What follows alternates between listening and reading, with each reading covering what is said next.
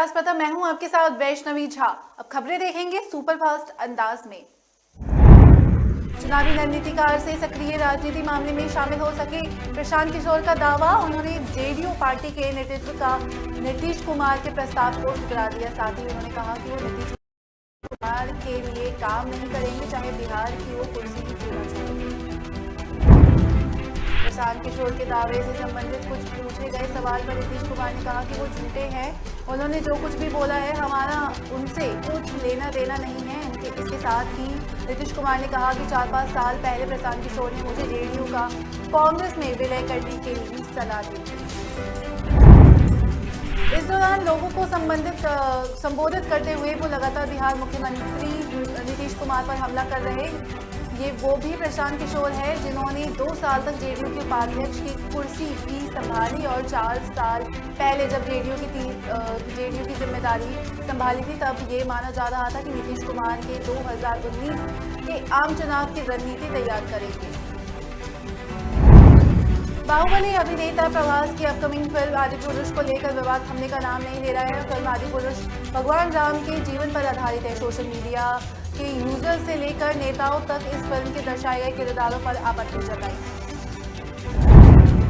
अब राज ठाकरे की महाराष्ट्र नवनिर्माण सेना मनसे आदिपुरुष और उसके निर्देशक ओम राउत के समर्थन में उतरी। मनसे नेता ने कहा कि क्या आपने असल जिंदगी में रावण को देखा है क्या? भाजपा नेताओं ने धमकी दी है कि फिल्म को रिलीज नहीं होने दिया जाएगा। मनसे नेता ने कहा कि इस धमकी की निंदा करते हुए पूछा गया कि क्या भाजपा नेता ने राम के कदम ने असली जीवन में राम को देखा है। मनसे नेता अमय खोपकार ने न्यूज एजेंसी से कहा कि क्या राम कदम ने कभी जीवन में रावण को देखा है और उनकी जेब में रावण की तस्वीर देखी है। मनसे नेता अमय खोपकर ने आगे कहा कि आपको फिल्म डायरेक्टर की स्वतंत्रता देनी चाहिए। स्वतंत्रता देने का मतलब देवी देवताओं का अपमान करना नहीं है, इसलिए मैं आदिपुरुष विवाद का विरोध करता हूँ। कांग्रेस के पूर्व अध्यक्ष और वायनाड से लोकसभा सांसद राहुल गांधी ने भारतीय जनता पार्टी पर करारा प्रहार किया। उन्होंने भाजपा पर देश में नफरत फैलाने का आरोप लगाया। राहुल गांधी ने कहा कि देश में नफरत फैलाई जा रही है। कांग्रेस के पूर्व अध्यक्ष ने कहा कि हम फांसीवादी पार्टी नहीं है, हम एक ऐसी पार्टी है जो बातचीत में विश्वास करती है और हम विभिन्न दृष्टिकोणों का स्वागत करते हैं। राहुल गांधी ने कहा कि हमारा संविधान कहता है कि भारत राज्यों का एक संघ है। इसका मतलब ये है कि हमारी सभी भाषाओं, राज्यों और परंपराओं का समान रूप से महत्वपूर्ण स्थान है। यही हमारे देश का स्वभाव है। कांग्रेस नेता राहुल गांधी भारत जोड़ो यात्रा का नेतृत्व कर रहे हैं। पदयात्रा अभी कर्नाटक से निकल रही है। इसी बीच राहुल गांधी ने कन्नड़ भाषा और वहां के लोगों की संस्कृति पर हमला होने की बात कही। उन्होंने कहा कि हमारी शिक्षा प्रणाली पर प्रतिकूल वैचारिक ताकतों का व्यवस्थित तरीकों से हमला हो रहा है और ये हमला पाठ्यक्रम तक पहुंचा जा सकता है। राहुल गांधी ने शिक्षकों से बातचीत करते हुए कहा कि अकेले हिंदी को राष्ट्रीय भाषा बनाने का कोई इरादा नहीं है। ऐसा इसलिए क्योंकि इससे कन्नड़ जैसी क्षेत्रीय भाषाओं की पहचान को खतरा है। उन्होंने कहा कि नई राष्ट्रीय शिक्षा नीति 2020 विशेष रूप से पिछले 75 वर्षों में किए गए सभी कार्यों को बदलने के लिए डिजाइन किया गया। केरल में नारकोटिक्स कंट्रोल ब्यूरो और नेवी ने 200 किलो से अधिक हेरोइन बरामद की। ये ड्रग्स एक ईरानी जहाज से मिली जो अफगानिस्तान से भारत लाई जा रही थी। एनसीबी के deputy director general Sanjay Kumar Singh ने प्रेस कॉन्फ्रेंस कर बताया कि 6 लोगों को अरेस्ट किया गया है। ये सभी ईरान के हैं। एनडीपीसी अधिनियम के तहत केस दर्ज कर लिया गया है। भारतीय तट रक्षक बल और गुजरात एटीएस ने गुजरात तट के पास अंतर्राष्ट्रीय समुद्री तट क्षेत्र से पाकिस्तानी बोट को पकड़ा। बोट में अंतर्राष्ट्रीय बाजार में 350 करोड़ रुपए मूल्य की 50 किलोग्राम हेरोइन जब्त की गई। छत्तीसगढ़ मुख्यमंत्री भूपेश बघेल अपने बस्तर प्रवास के दौरान जगदलपुर के लाल बाग स्थित सशस्त्र पुलिस प्रशिक्षण विद्यालय पहुंचकर बस्तर फाइटर्स के नवनियुक्त आरक्षकों से मुलाकात की। उन्होंने आरक्षकों को शुभकामनाएं देते हुए कहा कि बस्तर में शांति सुरक्षा के साथ बस्तर के विकास में योगदान देना फाइटर्स के लिए एक बड़ी जिम्मेदारी है। मुख्यमंत्री ने कहा कि बस्तर पूर्व में शांति के टापू के नाम से जाना जाता है, लेकिन लाल आतंक के कारण यहाँ विकास की प्रक्रिया थम सी गई है। आज परिस्थिति बदल गई है और नक्सलवाद काफी हद तक सिमट गए हैं। स्थानीय युवाओं की भर्ती करने का प्रमुख उद्देश्य जनता के बीच विश्वास कायम करना था। अब इन युवाओं को आत्मविश्वास, जोश और जुनून देखकर बहुत खुशी हो रही है। छत्तीसगढ़ में 1 नवंबर से धान खरीदी शुरू हो जाएगी। इसे लेकर सियासी दल एक्शन मोड में है। छत्तीसगढ़ के पूर्व कृषि मंत्री बृजमोहन अग्रवाल ने धान खरीदी अच्छी तरह से हो सके, इसको लेकर शुभकामनाएं दी। दूसरी तरफ धान खरीदी के लिए मंत्रिमंडल की उप समिति की बैठक भी की गई थी। खाद्य मंत्री अमरजीत भगत की अध्यक्षता में ये बैठक हुई थी। उसमें आगामी खरीफ वर्ष के किसानों के पंजीयन की व्यवस्था, धान खरीदी, कस्टम मिलिंग, मतदानों की उपलब्धता मामलों पर चर्चा की गई। केंद्रीय गृह मंत्री अमित शाह 3 दिन के असम दौरे पर थे। भाजपा अध्यक्ष अभी भी उनके साथ हैं। आज शनिवार यानी कि दूसरे दिन भी उन्होंने गुवाहाटी में बीजेपी के नए कार्यालय का उद्घाटन किया था और इसके बाद शाह ने जनसभा को भी संबोधित किया था। शाह ने कहा था कि यहाँ पर ना विकास हो रहा था, ना शिक्षा हो रही थी, ना ही शांति थी। आज मुझे खुशी है कि 2014 से पूरा नॉर्थ ईस्ट विकास के रास्तों पर चल रहा है। भाजपा के राष्ट्रीय अध्यक्ष जेपी नड्डा ने कहा कि इस समय यह राज्य बंद से जाना जाता था, आज ये शांतिप्रिय और विकासशील प्रदेश है। ये नेतृत्व के अंतर का कारण हुआ है। भारत के विभाजन को लेकर पूछे गए एक सवाल पर राहुल गांधी ने कहा कि आजादी की लड़ाई में सरकार सावरकर अंग्रेजों के लिए काम करते थे और उसे इसके लिए पैसे देते थे। कांग्रेस सांसद ने कहा कि देश की जनता भ्रष्टाचार से परेशान है और सरकार इसे मैनेज करने के लिए मीडिया पर कंट्रोल कर रही है। इसके बाद राजस्थान में अडानी समूह के इन्वेस्टमेंट करने के सवाल पर भी राहुल बोले। उन्होंने कहा कि मैं कॉर्पोरेट के खिलाफ नहीं हूँ, मैं मोनोपोली के खिलाफ हूँ। राजस्थान में प्रक्रिया के हिसाब से वहाँ सब कुछ सही है। पीएफआई पर बैन को लेकर पूछे गए सवाल पर राहुल गांधी ने कहा कि भारत में घृणा और सांप्रदायिकता फैलाने वाली हर ताकत से हम लड़ेंगे, वह चाहे किसी भी समुदाय से क्यों ना हो। भारत जोड़ो यात्रा नफरत और हिंसा के खिलाफ निकाली जा रही है। गुजरात के अहमदाबाद, सूरत और राजकोट के सड़कों पर शनिवार को हिंदू विरोधी नारों के साथ पोस्टर दिखाई दिए। इन पोस्टर में अरविंद केजरीवाल को मुस्लिम टोपी पहने दिखाया गया। इन पोस्टर्स को दिल्ली के आम आदमी पार्टी सरकार के मंत्री राजेंद्र पाल गौतम के धन परिवर्तन पर दिए गए बयानों पर विरोध जताया गया। गुजरात भाजपा के मंत्री अरविंद केजरीवाल रैली ने प्रेस कॉन्फ्रेंस कर कहा था कि राजेंद्र पाल ने सार्वजनिक मन से धर्मांतरण की बात की। हम प्राचीन काल से हिंदू धर्म से जुड़े हुए हैं। छत्तीसगढ़ में ऑनलाइन जुआ सट्टा कारोबार का बड़ा नेटवर्क बिछा, पुलिस इस पर कार्रवाई कर रही है, लेकिन मौजूदा कानून में मौजूद लूप हॉल से इसकी सीमाएं बता दी गई है।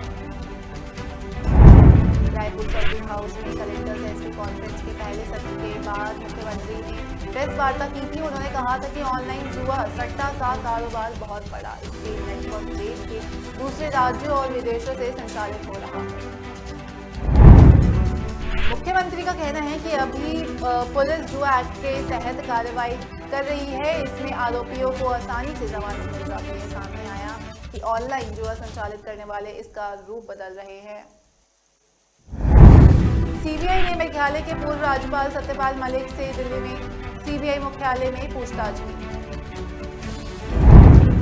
इससे पहले पूर्व राज्यपाल सत्य मलिक के 300 करोड़ रुपए में घूस ऑफर किए जाने के आरोप को लेकर सीबीआई जांच आदेश दिए गए थे। 17 अक्टूबर 2021 को राजस्थान के झुंझुनू में कार्यक्रम में सत्यपाल मलिक ने कहा था कि कश्मीर जाने के बाद मेरे पास 2 फाइलें आई। अब अंबानी की फाइल थी और दूसरी आरएसएस से जुड़े एक शख्स की थी। पिछली महबूबा मुफ्ती और बीजेपी की गठबंधन सरकार में मंत्री।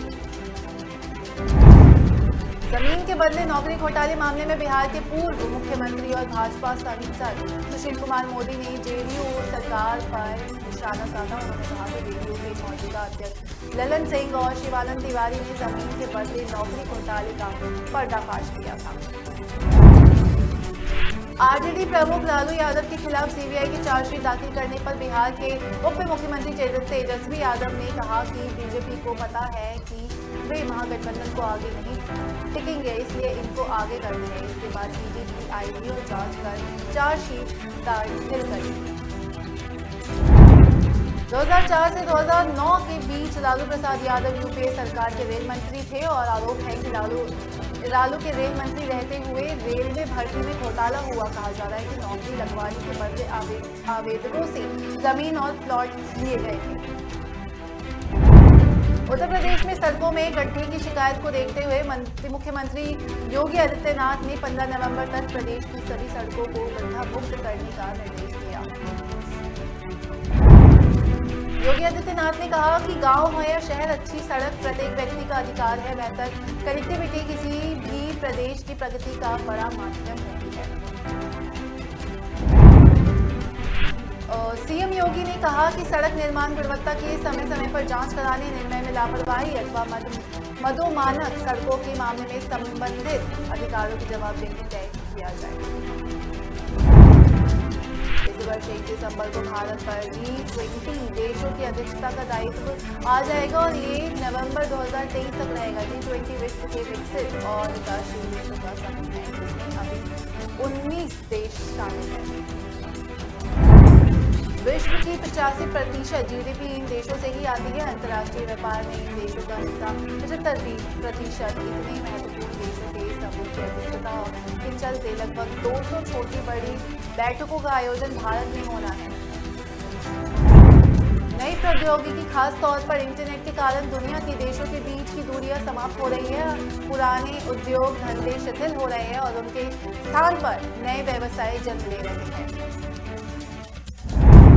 रूस और यूक्रेन के बीच युद्ध को करीब 7 महीने बीत चुके हैं। ऐसे में पीएम मोदी ने यूक्रेन के राष्ट्रपति व्लादिमीर जेलेंस्की के साथ टेलीफोन पर बातचीत की। पीएम मोदी ने दृढ़ विश्वास व्यक्त किया कि किसी भी शांति प्रयासों में योगदान करने के लिए भारत की तत्परता से अवगत कराया जाए। प्रधानमंत्री नरेंद्र मोदी ने जेलेंस्की से टेलीफोन पर बातचीत कर संयुक्त राष्ट्र चार्टर, अंतर्राष्ट्रीय कानून और सभी राज्यों की संप्रभुता और क्षेत्रीय अखंडता का सम्मान करने के महत्व को दोहराया। यूक्रेन के राष्ट्रपति के साथ अपनी बातचीत के दौरान पीएम मोदी ने इस बात पर जोर दिया कि भारत यूक्रेन सहित परमाणु प्रतिष्ठानों की सुरक्षित और सुरक्षा को महत्व देता है। केंद्रीय गृह मंत्री अमित शाह ने गुवाहाटी में भारतीय जनता पार्टी के नए कार्यालय का उद्घाटन किया था। उद्घाटन के बाद गृह मंत्री ने जनसभा को संबोधित किया था। उन्होंने कहा था कि वे गृह मंत्री ही भाजपा के एक कार्यकर्ता के तौर पर असम आए हैं। इस मौके पर पार्टी के राष्ट्रीय अध्यक्ष जेपी नड्डा ने राज्य के मुख्यमंत्री हेमंत बिस्वा शर्मा भी उनके साथ मौजूद रहे थे। इसके बाद पार्टी के राष्ट्रीय अध्यक्ष ने असम के स्टेट गेस्ट हाउस में पौधारोपण भी किया था। बीजेपी ने हरियाणा, तेलंगाना और उत्तर प्रदेश की विधानसभा सीटों पर होने वाले उपचुनाव के लिए 3 उम्मीदवारों के नाम जारी कर दिए थे। इन सीटों पर 3 नवंबर 2022 को वोटिंग होने वाली है। भाजपा ने हरियाणा में आदमपुर विधानसभा चुनाव के लिए पार्टी नेता कुलदीप बिश्नोई के बेटे भव्य बिश्नोई को अपना उम्मीदवार बनाया। वहीं तेलंगाना के मुनुगोडे से के राजगोपाल रेड्डी और उत्तर प्रदेश के गोला गोरखनाथ से अमन गिरी को उतारा। भारतीय वायुसेना ने अपना 90वां वर्षगांठ मनाया। इस अवसर पर प्रधानमंत्री मोदी ने वायुसेना दिवस पर वायु योद्धाओं और उसके परिवार वालों को बधाई दी। पीएम मोदी ने वीडियो ट्वीट कर कहा था कि वायुसेना दिवस पर साहसी वायु योद्धाओं और उनके परिवार वालों को मेरी ओर से बहुत सारी शुभकामनाएं। केंद्रीय गृह मंत्री अमित शाह ने भी भारतीय वायुसेना दिवस पर बधाई दी थी। उन्होंने ट्वीट करते हुए कहा था कि भारतीय वायुसेना दिवस पर हमारे वायुसेना कर्मियों, पूर्व सैनिकों और उनके परिवार को मेरी ओर से बहुत सारी बधाइयाँ। भारतीय वायुसेना ने अपना 90वां वर्षगांठ पर एक नई वर्दी का अनावरण किया। भारतीय वायुसेना अपने योद्धाओं को श्रद्धांजलि देने के लिए हर साल 8 अक्टूबर को अपना वर्षगांठ मनाती है। इसके साथ ही उन्होंने कहा कि IAF के लिए एक नए हथियार प्रणाली शाखा को मंजूरी दी गई। नई शाखा वायुसेना में कई हथियार प्रणालियों के लिए जिम्मेदार होगी और उसके परिणाम स्वरूप 3400 करोड़ रुपए से अधिक की बचत होगी। बांग्लादेश में हिंदू मंदिरों पर हमला रुक नहीं रहा है। यहाँ 7 अक्टूबर को कट्टरपंथियों ने काली मंदिर में घुसकर मूर्तियां तोड़ डाली। ये मंदिर ब्रिटिश काल का बताया जा रहा है। मंदिर समिति के अध्यक्ष सुकुमार कुंडा ने कहा कि इस मंदिर में अंग्रेजों के जमाने से ही पूजा हो रही है। हमला रात 3 से 4 बजे के बीच हुआ था। मंदिर में कोई सुरक्षा नहीं थी, इसलिए हमलावर बिना किसी डर के मूर्तियों को खंडित कर रहे हैं। बांग्लादेश पूजा सेलिब्रेशन काउंसिल के जनरल सेक्रेटरी चंद्रनाथ पोदार ने कहा कि ये घटना बांग्लादेश में 10 बजे दुर्गा पूजा खत्म होने के 24 घंटे के अंदर हुई। ये दुर्भाग्यपूर्ण घटना है क्योंकि पूरे देश में इन 10 दिनों में कोई घटना नहीं हुई। राष्ट्रीय स्वयंसेवक संघ के प्रमुख मोहन भागवत ने कार्यक्रम के दौरान कहा कि अब हमें वर्ण और जाति जैसी अवधारणाओं को पूरी तरह से त्याग देना चाहिए। भागवत ने कहा कि वर्ण और जाति व्यवस्था का मूल रूप से भेदभाव नहीं होना चाहिए, बल्कि इसके उपयोग हालांकि आज इन व्यवस्थाओं की जरूरत नहीं है। इससे पहले भागवत ने कहा था कि भारत को सभी सामाजिक समूहों पर समान रूप से लागू एक सुविचारित व्यापक जनसंख्या नियंत्रण नीति तैयार करनी चाहिए। साथ ही उन्होंने जनसंख्यीय असंतुलन के मुद्दे को भी उठाया। केंद्रीय सामाजिक न्याय और अधिकारिता राज्य मंत्री डॉक्टर रामदास अठावले और राज्यसभा सदस्य गुलाम अली कटराना ने वीरवार को अलग अलग राज्यपाल मनोज सिन्हा से राजभवन में मुलाकात की। राज्यसभा सदस्य और गुज्जर बकरवाला समुदाय के वरिष्ठ नेता इंजीनियर गुलाम अली खटाना ने उपराज्यपाल से मुलाकात के दौरान लोक कल्याण से संबंधित विभिन्न मुद्दों पर चर्चा की। उपराज्यपाल ने इंजीनियर गुलाम अली खटाना के साथ जम्मू कश्मीर की मौजूदा हालत पर चर्चा करते हुए कहा कि केंद्रीय शासित प्रदेश सरकार जम्मू कश्मीर के विकास परिक्रमा में समाज के हर वर्ग को सम्मान के कारक बनाने हेतु सभी मोर्चे पर लगातार काम कर रही है। उपराज्यपाल मनोज सिन्हा के साथ राजभवन में केरल विधानसभा के पिछड़ा वर्ग कल्याण समिति के एक प्रतिनिधि मंडल के अलावा भाजपा और गुज्जर बकरवाला समुदाय के प्रतिनिधियों ने भी मुलाकात की। उपराज्यपाल मनोज सिन्हा ने केरल से आए दल को बताया कि अनुच्छेद 370 और 35A को हटाए जाने के बाद जम्मू कश्मीर में सामाजिक समानता, न्याय और सशक्तिकरण का एक नया दौर शुरू हुआ। बाद में भाजपा के जम्मू कश्मीर अल्पसंख्यक मोर्चा के डॉक्टर अली मोहम्मद और भारतीय जनता युवा के बड़गाम इकाई के प्रधान उमर जान ने राज्यपाल मनोज सिन्हा से भेंट कर उन्हें बड़गाम के विकास से संबंधित मुद्दों से अवगत कराया। मजदूर यूनियन पूरी कोशिश कर रही है ज्यादा से ज्यादा लोग सड़कों पर उतरे ताकि सड़कों को अपनी योजना पर दोहरा कर विचार करना पड़े। तेल शोधन संयंत्रों के कर्मचारियों के न होने की वजह से पेट्रोल स्टेशनों पर तेल की किल्लत हो गई है। पेरिस का मुख्य चार्ल्स डे गॉल हवाई अड्डा भी ईंधन की किल्लत से जूझ रहा। उधर अर्थनीति मंत्री क्रिस्टिन लागार्ड ने लोगों से अपील की थी कि तेल को लेकर अफरा तफरी ना मचाए। उनके मुताबिक देश के पास पर्याप्त तेल भंडार है। दिल्ली एनसीआर में सीएनजी की कीमत 3 रुपए बढ़ गई, वहीं पीएनजी की कीमत भी 3 रुपए बढ़ी। सीएनबीसी से मिली जानकारी के अनुसार दिल्ली एनसीआर में नई कीमत 8 अक्टूबर यानी कि कल से बढ़ गई थी और अब दिल्ली में प्रति किलोमीटर सीएनजी की कीमत बढ़ाई गई है। नई कीमत लागू होने के बाद नोएडा, ग्रेटर नोएडा, गाजियाबाद में शनिवार से ही प्रति किलो सीएनजी के लिए रुपए बढ़ाया गया था। इससे पहले मुंबई में भी इसी हफ्ते गैस वितरण कंपनी महानगर गैस MGL ने सीएनजी के दाम 6 रुपए बढ़ाए थे और अभी मुंबई में सीएनजी की कीमत 86 रुपए है।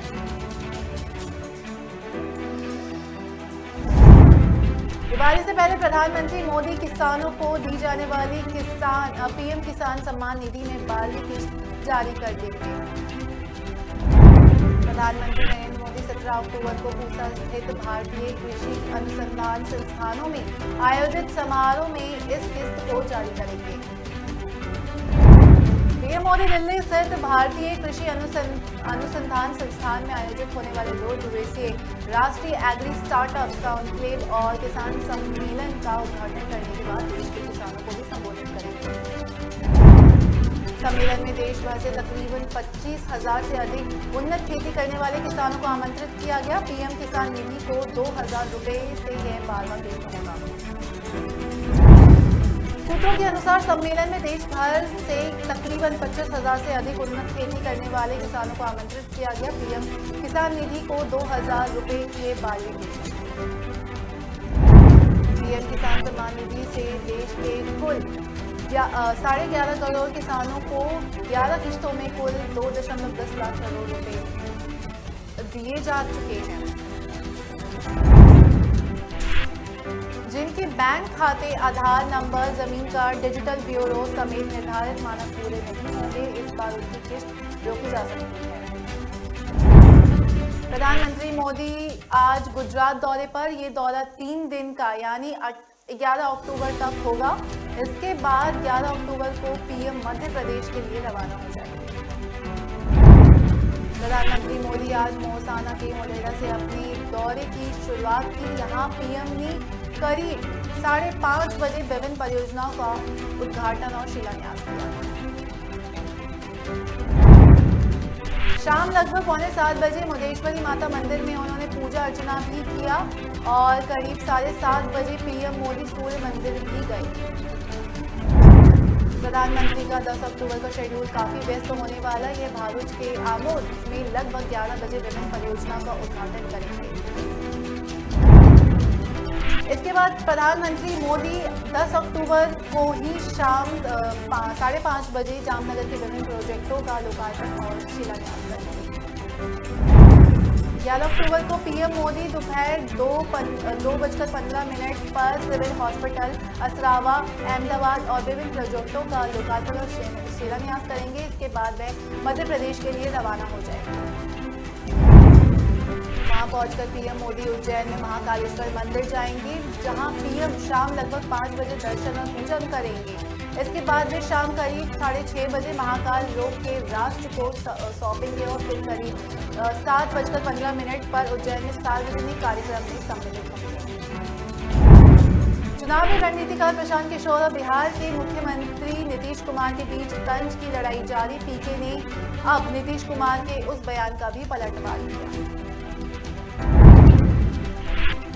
जिसमें उन्होंने पीके पर आरोप लगाया था कि वह कांग्रेस में जेडीयू का विलय कराना चाहते हैं। पीके ने नीतीश कुमार पर तंज कसते हुए कहा कि उन पर उम्र का असर दिख रहा है।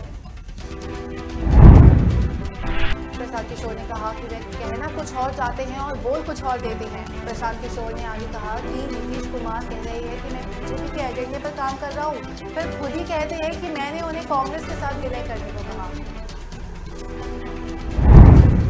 नीतीश कुमार भ्रमित है और राजनीतिक रूप से अलग थलग होते जा रहे हैं। वह उन लोगों से घिरे हुए हैं जिन पर वह भरोसा नहीं कर सकते हैं। इससे पहले नीतीश कुमार ने प्रशांत किशोर के उत्तराधिकारी वाले दावे पर कहा कि ये झूठ है। उन्होंने जो कुछ भी बोलना है बोले, हमें उनसे कुछ लेना देना नहीं है। नीतीश ने पीके पर आरोप लगाते हुए कहा था कि पीके ने एक दिन उनसे आकर कहा था कि अपनी पार्टी को कांग्रेस में मर्ज कर दे। इस पर नीतीश ने कहा कि वह भला कांग्रेस में क्यों मर्ज करेंगे। ये आज से करीब 4-5 साल पहले की बात है। कांग्रेस अध्यक्ष पद के चुनाव में नामांकन वापस की आखिरी तारीख के बाद अब 2 उम्मीदवार मैदान में रह गए। शशि थरूर और मल्लिका अर्जुन खड़गे, इन दोनों के बीच मुकाबला इस मायने में भी खास है कि लंबे समय बाद अब जो भी कांग्रेस प्रेसिडेंट बनेगा वो गांधी परिवार का नहीं होगा। 17 अक्टूबर को कांग्रेस अध्यक्ष का पद का चुनाव होना है और इस चुनाव के लिए सभी राज्यों में बूथ भी बनाए जाएंगे। सीए के अध्यक्ष मधुसूदन मिस्त्री ने कहा कि एआईसीसी मुख्यालय में भी एक बूथ होगा, खासकर सभी वरिष्ठ नेताओं, कार्य समिति के सदस्यों और उन सभी लोगों के लिए जिनके पहचान पत्र अलग राज्य से है लेकिन दिल्ली में रह रहे हैं। अगर वे बताते हैं कि दिल्ली में वोट करना चाहते हैं तो हम वहां भी व्यवस्था करेंगे और यहाँ एआईसीसी मुख्यालय में भी वोट कर सकते हैं। राहुल गांधी और भारत जोड़ो यात्रा में शामिल लोगों के लिए भी एक बूथ कैंप तैयार किया जाएगा। उम्मीदवारों के लिए प्रचार की प्रक्रिया शनिवार के आधिकारिक रूप से शुरू हो गई। हालांकि उन्होंने पहले ही अभियान शुरू कर दिया था। तकनीकी रूप से संविधान के अनुसार हम उन्हें 7 दिन तक नामांकन वापस लेने का समय देते हैं। मधुसूदन मिस्त्री ने कहा कि हर राज्य की राजधानी 17 अक्टूबर को चुनाव होंगे। सुबह 10 बजे से करीब शाम 4 बजे तक चुनाव का समय होगा। ये चुनाव गुप्त मतदान से होगा। सुबह बैलेट बॉक्स एआईसीसी मुख्यालय लाए जाएंगे और फिर 19 अक्टूबर को मतगणना होगी और मतगणना समाप्त होते ही परिणाम घोषित कर दिया जाएगा। थरूर ने जरूर कहा था कि ये चुनाव एक फ्रेंडली मैच की तरह है, लेकिन उन्होंने यह भी कहा कि चूंकि मैच में मतदान प्रक्रिया गुप्त रखी जाएगी, इसलिए वोट करने वाले भले ही जाहिर तौर पर खड़गे का समर्थन कर रहे हैं, लेकिन वे उन्हें यानी थरूर को भी वोट दे सकते हैं। बहुजन समाज पार्टी की अध्यक्ष मायावती ने कहा कि बहुजन समाज पार्टी आजादी के 75 वर्षों में कानूनी और संवैधानिक अधिकार मांगते थक गया और अब इसे पूरी ताकत के साथ हुक्मरान समाज बनाने का अभियान में जुटना होगा। मायावती ने बसपा संस्थापक कांशीराम के परिनिर्वाण दिवस पर किए सिलसिलेवार ट्वीट में ये बात कही। अब उसे पूरी ताकत के साथ हुक्मरान समाज बनने के अभियान में जुट जाना चाहिए। उत्तर प्रदेश में होने वाला अगला कोई भी चुनाव आपके लिए परीक्षा हो सकता है, जिसमें सफलता की उम्मीद की नई किरण साबित होगी। मायावती ने अपने एक अन्य ट्वीट में कहा कि देश भर के खासकर उत्तर प्रदेश के लोगों ने यहाँ 4 बार अपनी पार्टी की सत्ता प्राप्त करके देख लिया है कि सत्ता वह मास्टर चाबी है जिससे तरक्की के बंद दरवाजे भी खुल सकते हैं। इसलिए ये अभियान हर कीमत पर जारी रखना जरूरी है। भारतीय रेलवे में बेंगलोर मैसूर टीपो एक्सप्रेस का नाम बदलकर वोडियार एक्सप्रेस कर दिया गया। यह ट्रेन का नाम बदलने को लेकर बीजेपी सांसद प्रताप सिन्हा ने रेलवे मंत्रालय को चिट्ठी लिखी। रेल मंत्रालय ने इस ट्रेन का नाम बदलने को लेकर एक लेटर भी जारी किया था। अब इस मामले पर राजनीति शुरू। एआईएमआईएम के अध्यक्ष असदुद्दीन ओवैसी ने बीजेपी पर हमला करते हुए कहा कि टीपू की विरासत को बीजेपी कभी नहीं मिटा पाएगी। असदुद्दीन ओवैसी ने ट्रेन का नाम बदलने को लेकर ट्वीट किया कि उन्होंने अपनी ट्वीट में कहा कि बीजेपी सरकार ने टीपू एक्सप्रेस का नाम बदलकर वोडियार एक्सप्रेस कर दिया। टीपू ने बीजेपी को इसलिए परेशान किया क्योंकि टीपू ने ब्रिटिश साम्राज्य के खिलाफ 3 युद्ध छेड़े थे।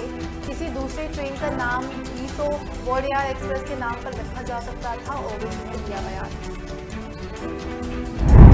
ओवैसी की विरासत को बीजेपी कभी नहीं मिटा सकती। कांग्रेस इस हमले को लेकर भी बीजेपी सांप्रदायिकता राजनीति करने का आरोप लगा रही है। कर्नाटक कांग्रेस संचार विंग के को चेयरमैन मंसूर खान ने इस फैसले को सांप्रदायिक राजनीति का नाम दिया और उन्होंने भी ट्वीट करते हुए कहा कि टीपू एक्सप्रेस का नाम बदलकर वोडियार एक्सप्रेस क्यों किया गया। ये ट्रेन 42 साल से इस रूट पर चल रही है और किसी को इसके नाम को लेकर कोई आपत्ति नहीं थी। इस नाम का क्या उपयोग है? क्या ये किसी भी तरह से जनता की मदद करता है? राजस्थान की सियासत में भाजपा के भैरव सिंह शेखावत और कांग्रेस के अशोक गहलोत सरकार को हिला देने वाले सूबे के दबंग नेता अब नहीं रहे। सरदार शहर चुरू यानी कि विधायक पंडित भंवरलाल शर्मा का आज निधन हो गया। जयपुर के सवाई मानसिंह अस्पताल में उन्होंने अंतिम सांस ली। पिछले लंबे समय से वो अस्वस्थ थे। का पार्थिव शरीर विद्याधर नगर ब्राह्मण महासभा भवन में अंतिम दर्शन के लिए रखा है। सरदार शहर में सोमवार को अंतिम संस्कार किया जाएगा। शर्मा के निधन से सियासी जगत में शोक छाया।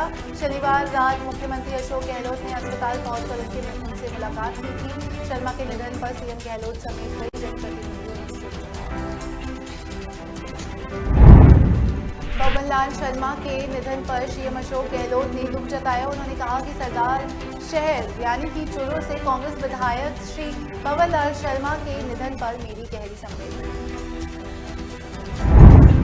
सीएम गहलोत ने कहा कि ईश्वर से प्रार्थना है कि शोकाकुल परिजनों को इस बेहद कठिन समय में संबल प्रदान करे और दिव्यगत आत्मा को शांति प्रदान करे। वहीं कांग्रेस नेता सचिन पायलट ने भी ट्वीट कर दुख जताया। पायलट ने कहा कि सरदार शहर विधायक और वरिष्ठ कांग्रेस नेता श्री भवन लाल शर्मा जी के निधन पर दुखद समाचार प्राप्त हुआ। उनका निधन प्रदेश की राजनीति के लिए एक बड़ी क्षति।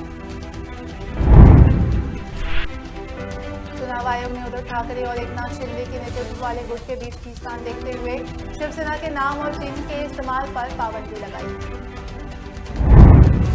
मूल शिवसेना का चुनाव चिन्ह लंबे समय से धनुष बाण है, जिस पर दोनों ही गुटों का दावा कर रहे हैं। एक तरफ ठाकरे अपने पिता दिवंगत बाल ठाकरे की विरासत का दावा कर रहे हैं, तो दूसरी ओर एकनाथ शिंदे इसे अपना बता रहे हैं।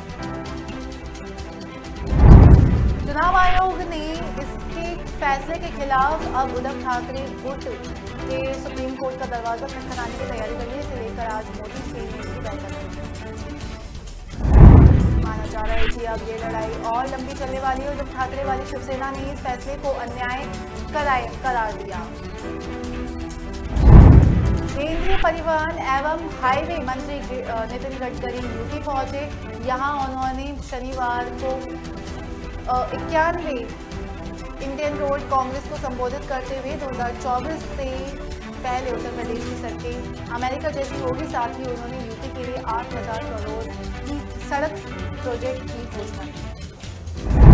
केंद्रीय मंत्री नितिन गडकरी ने कहा कि मैं अमेरिका प्रेसिडेंट जॉन कैनेडी की उस बात को हमेशा याद करता हूं, जहां उन्होंने कहा था कि अमेरिका की सड़कें इसलिए नहीं अच्छी है क्योंकि अमेरिका धनी है, बल्कि अच्छी सड़कें की वजह से ही अमेरिका धनी है।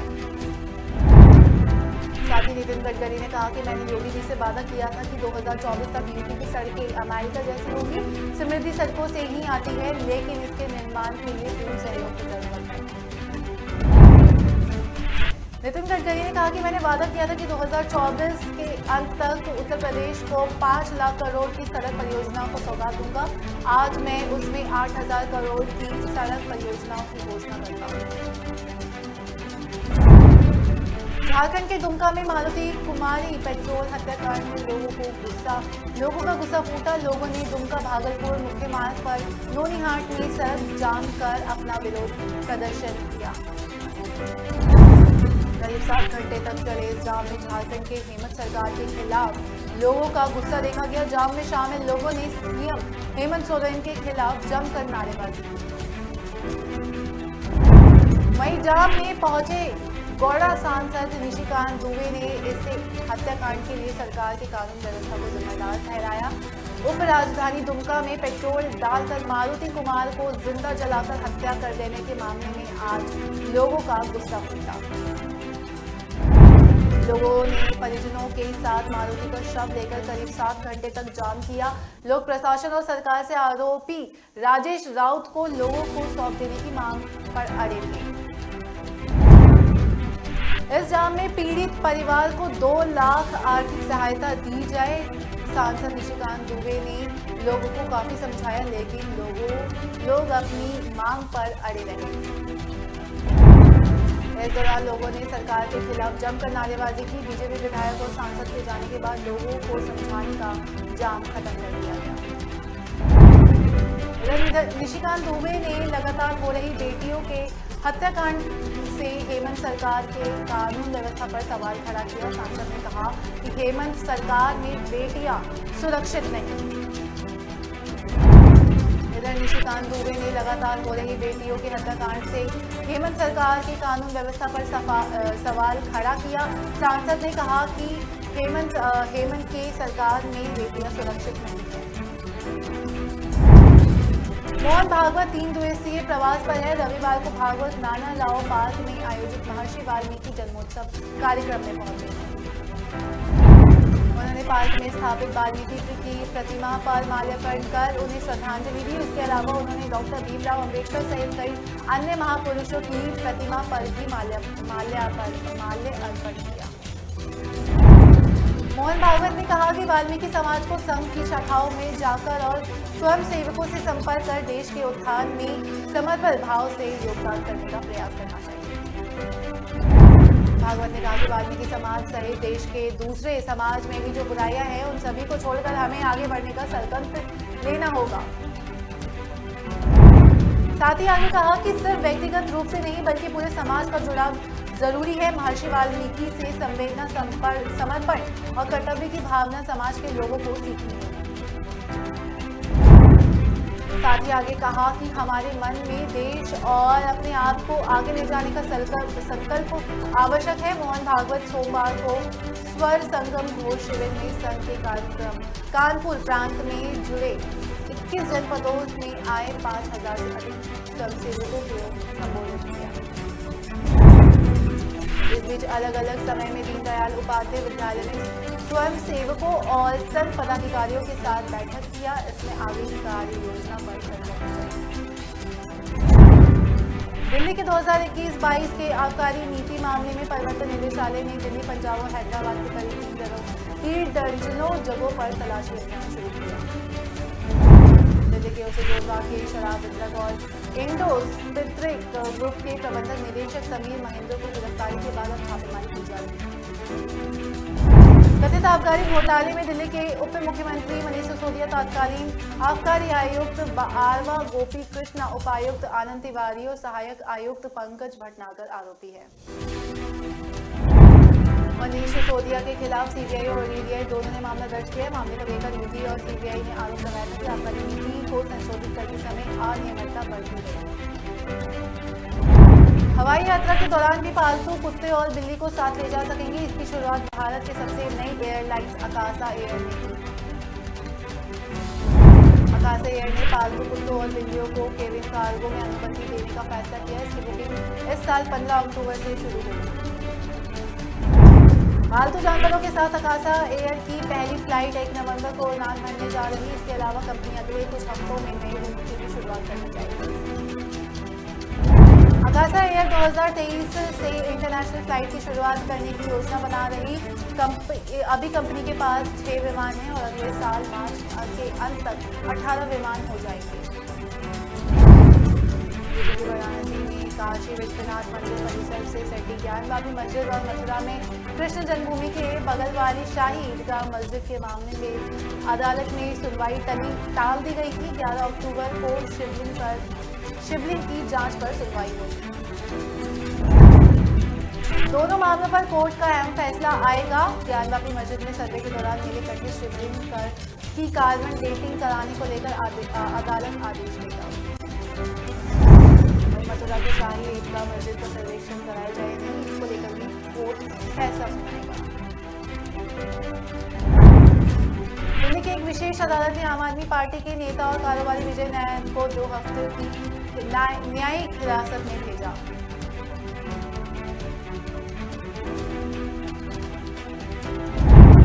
इस मामले में दिल्ली के उप मुख्यमंत्री मनीष सिसोदिया भी आरोपी हैं। अभियोजन का पक्ष का दावा है कि इसकी मंशा सरकार को चूना लगाकर शराब निर्माताओं और उसके वितरकों को अनुचित और अवैध लाभ प्रदान कराने की। इन आरोपियों ने विजय नायर का नाम 5वें नंबर पर है। सीबीआई का आरोप है कि विजय नायर के जरिए एक शराब फॉर्म के मालिक से रिश्वत ली गई है। नगर निकाय चुनाव पर रोक के बाद बीजेपी लगातार नीतीश कुमार पर हमलावर है। नीतीश कुमार के आरोप हाथों लेते हुए सुशील कुमार मोदी ने हिदायत दी कि बिहार सरकार तुरंत आयोग गठित करे और फैसला दे। सोशल मीडिया पर सुशील कुमार मोदी ने वीडियो जारी करते हुए कहा कि निकाय चुनाव में राजनीति आरक्षण देने के लिए सरकार अब बिना समय गवाए विशेष आयोग बनाए और उस मुद्दे पर सारे पत्राचार सार्वजनिक करे ताकि सच जनता के सामने आए। सुप्रीम कोर्ट जाकर सरकार अपना समय बर्बाद न करे। कोर्ट का फैसला केवल मध्य प्रदेश और महाराष्ट्र के लिए नहीं बल्कि पूरे देश के लिए है, सुशील कुमार मोदी ने दिया बयान। सुशील कुमार मोदी कोर्ट के फैसले के लिए लगातार नीतीश कुमार पर हमला कर रहे हैं। बिहार के वैशाली जिले में एक पेट्रोल पंप पर लूट की घटना को अंजाम दिया गया था। ये पेट्रोल पंप जेडीयू के प्रदेशाध्यक्ष उमेश कुशवाहा का बताया गया था। घटना महानार स्थित महिंद्रावाड़ा में पेट्रोल पंप की थी। बदमाशों ने इस घटना को अंजाम दिया था। बताया जा रहा है कि पेट्रोल पंप पर हमले तेल के लिए किया गया था, जिसके बाद नोजल मैन के पास जो रुपया वैट था उसको छीनकर बदमाश फरार हो गए। माना थाना अध्यक्ष राजन कुमार पांडे का कहना है कि पेट्रोल पंप पर आए 3 की संख्या में अपराधियों ने घटना को अंजाम दिया। दिल्ली आबकारी घोटाले मामले में बड़ी कार्रवाई की गई। केंद्रीय जांच एजेंसी ईडी ने 1 करोड़ की नकदी जब्त की। ईडी ने संदिग्ध तौर पर अर्जित नकदी को जब्त किया था और इस मामले की आगे की पूछताछ की जा रही है। इस मामले पर पहले प्रवर्तन निदेशालय ने दिल्ली आबकारी नीति से जुड़े मनी लॉन्ड्रिंग के एक कथित मामले में एक बार फिर से छापेमारी की। मिर्जापुर के जिलाधिकारी दिव्या मित्तल ने विद्यालय प्रशासनिक भवन में बैठक कर विंडे कॉरिडोर कार्यों के प्रगति के बारे में जानकारी दी। कार्यदायी संस्था से कहा कि परिक्रमा पथ प्लाजा हवन कुंड काली खो अष्टभुजा मंदिर पक्का घाट न्यू वीआईपी पुरानी वीआईपी कोतवाली मार्गों के निर्माण का कार्य के साथ उक्त चारों मार्गों के भवनों में फसार लगाने का काम एक साथ पूरा करें। उन्होंने कहा कि 1 सप्ताह के अंदर कॉरिडोर कार्य दिखाने लायक हो जाए। जिलाधिकारी ने कहा कि 1 सप्ताह बाद पुनः मौके पर कार्य का स्थलीय निरीक्षण किया जाएगा। सुप्रीम कोर्ट इस बात की जांच के लिए सहमत हो गया है कि अल्पसंख्यक समुदाय के सदस्य की ओर से संचालित शैक्षणिक संस्थान को अल्पसंख्यक संस्थान का दर्जा दिया जाना चाहिए या नहीं। Justice BI. गवाई और जस्टिस बी.वी. नगरत्ना की पीठ इलाहाबाद हाईकोर्ट के आदेश को चुनौती देने वाली महायान थेरावाद वज्रयान बौद्ध धार्मिक और धर्मार्थ ट्रस्ट की अपील पर सुनवाई कर रही। याचिकाकर्ता ट्रस्ट ने 2001 में मेडिकल कॉलेज की स्थापना की थी और बाद में ट्रस्ट के सदस्यों 2015 में बौद्ध धर्म अपना लिया था और संस्थान का प्रशासन को भी देखते रहे। डिप्टी सीएम मनीष सिसोदिया ने शिक्षा मॉडल पर गुजरात सरकार को घेरा। उन्होंने कहा कि भाजपा ने 27 साल से गुजरात की सत्ता में रहते हुए सरकारी स्कूल को ठीक नहीं कर पाए। प्रदेश भाजपा अध्यक्ष आदेश गुप्ता ने दिल्ली सरकार के स्कूलों की स्थिति पर डिप्टी सीएम मनीष सिसोदिया पर निशाना साधा। दिल्ली के सीएम अरविंद केजरीवाल के उपराज्यपाल वीके सक्सेना के तंज कसने पर उन्होंने बाद में बीजेपी नेता कपिल मिश्रा को जवाब दिया। इससे पहले अरविंद केजरीवाल ने एनडी के वीके सक्सेना पर तंज कसते हुए ट्वीट किया था कि एलजी साहब रोज मुझे इतना डांटते हैं उतना तो मेरी बीवी भी नहीं डांटती। दिल्ली में विभिन्न मुद्दों पर प्रदेश की आम आदमी पार्टी की सरकार के उपराज्यपाल विनय कुमार सक्सेना ने खड़ी हुई है कि इससे पहले दिल्ली सरकार के विभिन्न नेताओं और मंत्रियों के एलजी पर कई आरोप लगाए गए थे। गुजरात में विधानसभा चुनाव की तारीखों का ऐलान अभी नहीं हुआ है, लेकिन आम आदमी पार्टी के एमपी ने सियासी तपिश को भी अभी से ही बढ़ाने का काम किया। इस बार भी विधानसभा चुनाव में किसानों का मुद्दा हावी रहा। यही वजह है कि आम आदमी पार्टी और कांग्रेस किसानों के मुद्दे को उठाए जा रहे हैं। इस बार आम आदमी पार्टी की एंट्री से दिलचस्प मुकाबले के आसार हैं। अरविंद केजरीवाल अपनी सभाओं में दिल्ली मॉडल का हवाला दे रहा। गुजरात में जैसे जैसे विधानसभा चुनाव नजदीक आते जा रहे हैं वैसे वैसे राजनीतिक दल एक दूसरे पर आरोप प्रत्यारोप करते हुए नजर आ रहे हैं। गुजरात में हर जिले में बीजेपी का एक केंद्रीय मंत्री या किसी मुख्यमंत्री की ड्यूटी लगा रहे। बाप रे इतना डर, ये डर आम आदमी पार्टी का नहीं, ये डर गुजरात के लोगों का है जो बीजेपी से बहुत नाराज थे और अब तेजी से आम आदमी पार्टी का दामन थाम रहे। केजरीवाल ने दिया बयान। इस साल के अंत तक गुजरात में विधानसभा के चुनाव होने हैं। पार्टी ने इसके लिए पूरी रणनीति बना ली है। केंद्रीय गृह और सहकारिता मंत्री अमित शाह सिक्किम के गंगटोक पहुंचे। यहाँ सैकड़ों लोग किनारे पर उनका स्वागत करते हुए नजर आए। तय कार्यक्रम के तहत गृह मंत्री शाह ने गंगटोक में पूर्वी और उत्तर पूर्वी क्षेत्र डेयरी सहकारी सम्मेलन का उद्घाटन किया। लेकिन सहकारिता के माध्यम से देश के किसानों, शिल्पकारों, मछुआरों, आदिवासियों को सशक्त करने का काम हो, इसके लिए सहकारिता मंत्रालय की विवेचना की जानी चाहिए। शाह ने कहा कि आजादी के 75 साल की पूर्वोत्तर को केवल एक पर्यटन स्थल माना जाता है, लेकिन नरेंद्र मोदी के प्रधानमंत्री बनने के बाद पूर्वोत्तर का वास्तविक विकास शुरू हुआ। प्रधानमंत्री नरेंद्र मोदी की विश्वस्त जेपी नड्डा का अध्यक्षता में बीजेपी का अगला साल यानी 2024 का लोकसभा चुनाव लड़ेगी। नड्डा का वर्तमान कार्यकाल अगले 20 जनवरी को खत्म हो रहा है। गुजरात और खुद नड्डा की गृह राज्य हिमाचल में नवंबर-दिसंबर में विधानसभा चुनाव होने। अगले साल मार्च-अप्रैल में कर्नाटक के साथ जम्मू कश्मीर में भी चुनाव हो सकते हैं। इस लिहाज से पार्टी के नेतृत्व का ये मन बन चुका है कि फिलहाल अध्यक्ष का चुनाव टालकर नड्डा के कार्यकाल को बढ़ाया जाए।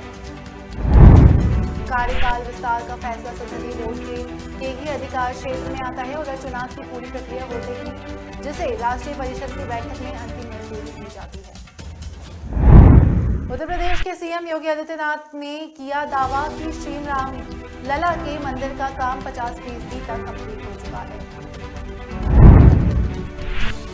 उन्होंने स्वामी सोमेंद्र शर्मा के चंद्रघोष कार्यक्रम के दौरान योगी आदित्यनाथ ने कहा कि आचार्य धर्मेंद्र का गोरक्षपीठ के साथ 3 पीढ़ियों तक गहरा संबंध रहा है। योगी आदित्यनाथ ने कहा कि श्री राम मंदिर निर्माण के संबंध में बताया गया कि बहुत तेजी से काम चल रहा है। उन्होंने खुद इस साल जून महीने में गर्भगृह की आधारशिला रखी। उत्तर प्रदेश की सड़कों में गड्ढों की शिकायत को देखते हुए मुख्यमंत्री योगी आदित्यनाथ ने 15 नवंबर को प्रदेश की सभी सड़कों को गड्ढा मुक्त कराने की। योगी ने कहा कि गांव या शहर, अच्छी सड़क प्रत्येक व्यक्ति का अधिकार है। योगी ने कहा कि सड़क निर्माण गुणवत्ता के समय पर जांच कराने, निर्माण में लापरवाही अथवा अधोमोक्षण के मामले में संबंधित अधिकारियों की जवाबदेही तय किया जाए। इसी वर्ष 1 दिसंबर को भारत पर G20 देशों की अध्यक्षता का दायित्व आ जाएगा और ये 30 नवंबर 2023 तक चलेगा। फिलहाल मेरे साथ सुपरफास्ट खबरों में इतना ही। मुझे दीजिए इजाजत। नमस्कार।